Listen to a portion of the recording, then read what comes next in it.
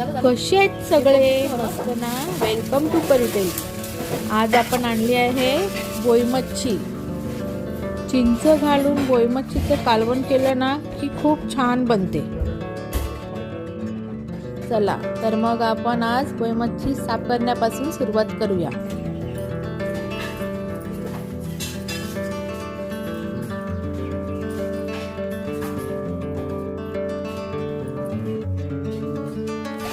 अर्ध्या बोई मच्छीचे कालवण बनवूया आणि अर्ध्या बोई मच्छीचे फ्राय करूया, म्हणजे जेवायला चांगलं होईल. त्यासाठी अद्रक लसूण मिरचीची पेस्ट तेलावर टाका आणि नंतर त्यामध्ये हळद, मीठ, गरम मसाला, घरचा मसाला हे सगळं घालून शिजू द्या आणि नंतर बोई मच्छी घाला आणि चांगलं एकजीव करा. थोडी वेगळी पद्धत आहे पण खूप छान बनते.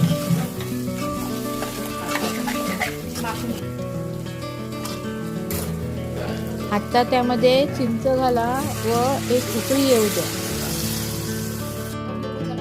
बोई मच्छीचे कालवण हे आंबट केलं ना की खूप छान लागते, मस्त बनते. आता उकळी आली म्हणजे झाकण ठेवा आणि 10 मिनिटांनी खोलून बघा. आपलं बोई मच्छीचं कालवण तयार आहे.